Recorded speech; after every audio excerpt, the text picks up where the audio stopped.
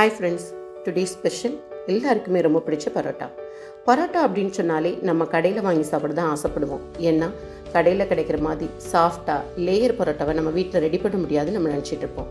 அந்த மாதிரி இல்லாமல் ஹோட்டலில் எந்த அளவுக்கு சாஃப்டாக லேயர் பரோட்டா இருக்கோ அதே போல் ரொம்பவே ஈஸியான மெத்தடில் எப்படி நம்ம வீட்டில் செய்யலாங்கிறத பற்றி தான் இந்த வீடியோவில் பார்க்க போகிறோம்.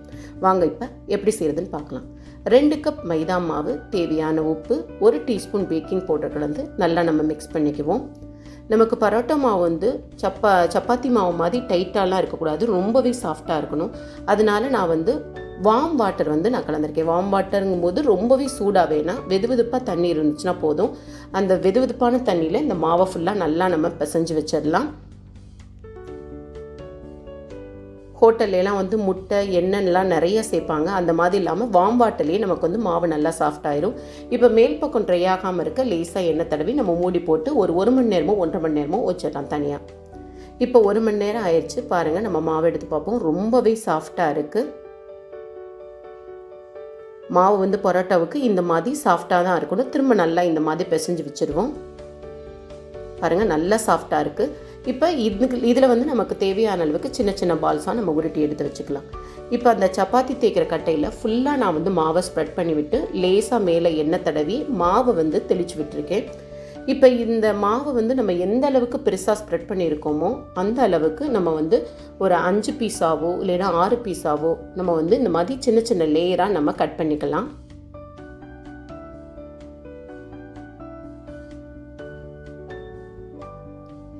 இப்போ ஒவ்வொரு லேயரையும் நம்ம வந்து சுருட்ட போகிறோம்.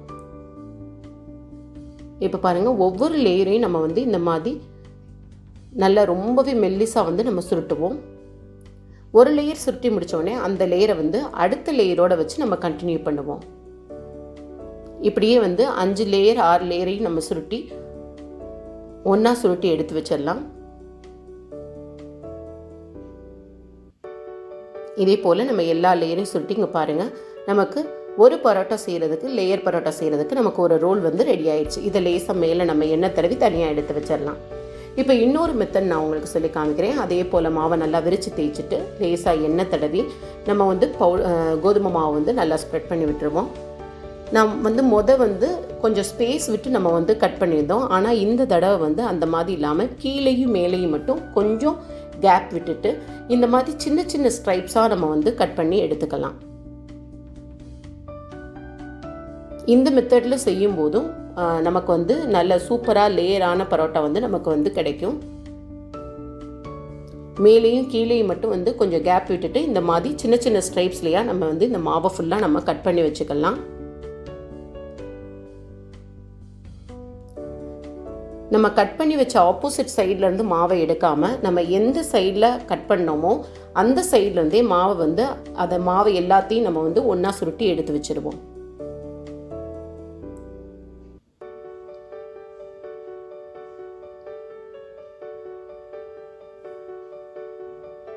இப்போ மாவு வரலைன்னா லேசாக கத்தியாலேயோ கைனாலேயோ மெதுவாக செஞ்சு அந்த மாவை எல்லாத்தையும் நம்ம ஒன்றாக்குவோம். மேலேயும் கீழேயும் கேப் விட்டதுனால அந்த மாவு வந்து பிஞ்சு போயிடாது, கரெக்டாக நமக்கு வந்துடும். பாருங்கள், இந்த மாதிரி ஒன்றாக்கிட்டு திரும்ப இதை வந்து அப்படியே நம்ம ரோல் பண்ணிடுவோம். பாருங்கள் எத்தனை லேயராக நமக்கு வந்து கிடச்சிருக்கு. இந்த மாதிரி செய்யும்போது நமக்கு ஹோட்டலில் கிடைக்கிற மாதிரியே ரொம்ப லேயர் நிறைய இருக்கிற மாதிரி பரோட்டா வந்து நமக்கும் கிடைக்கும். பாருங்கள், இப்போ இதை லேசாக மேலே எண்ணெய் தடவி கைனாலேயே வந்து இந்த பரோட்டாவை நமக்கு தேவையான அளவு பெரிய சைஸாக வந்து நம்ம தேய்ச்சி விட்டுருவோம். இந்த மாதிரி தேய்ச்ச பரோட்டாவை சூடான தோசை கல்லில் போட்டு 2 பக்கமும் நம்ம வந்து லேசாக எண்ணெய் விட்டு நம்ம நல்லா ஃப்ரை பண்ணி எடுத்து வைப்போம். ஃப்ளேம் வந்து நீங்கள் வந்து மீடியம்லேயே வச்சுக்கோங்க. ஏன்னா பரோட்டா அப்படிங்கும்போது அந்த மாவு வந்து நமக்கு வந்து கொஞ்சம் கனமாக தான் வெயிட்டாக தான் இருக்கும். அதனால் உள்ளே வந்து நல்லா வேகணுங்கிறதுனால நம்ம வந்து ஃப்ளேமை வந்து மீடியம்லேயே வச்சு மெதுவாக நம்ம வந்து ஃப்ரை பண்ணி எடுப்போம். இப்போ பாருங்கள், இப்போ பார்க்கும்போது உங்களுக்கு நல்லாவே தெரியும் லேயராக வந்து நமக்கு ஹோட்டலில் கிடைக்கிற மாதிரியே நமக்கு வந்திருக்கு. நமக்கு 2 பக்கமும் வந்து நல்லா கிறிஸ்பியாக உள்ளே வந்து நல்லா சாஃப்டாக ஹோட்டலில் கிடைக்கிற மாதிரியே நமக்கு கிடைச்சிருக்கு. இதே போல் நம்ம எல்லா பரோட்டாவையும் நம்ம அந்த மாதிரி செஞ்சு வச்சுருவோம். இந்த மாதிரி 2 பரோட்டா 3 பரோட்டா செஞ்ச உடனேயே நீங்கள் வந்து கொஞ்சம் சூடாக இருக்கும்போதே இந்த மாதிரி கைனால் நல்லா வந்து ஃபோர்ஸாக வந்து நம்ம அடிப்போம். அப்படி அடிக்கும்போது அந்த லேயர் எல்லாமே வந்து நமக்கு தனித்தனியாக தெரிகிற மாதிரி அந்த பரோட்டாவில் வந்து வந்துடும். பாருங்கள் பாருங்கள், நல்லா சாஃப்டாக எத்தனை லேயர் இருக்கிற மாதிரி நமக்கு பரோட்டா கிடச்சிருக்குன்னு பாருங்கள்.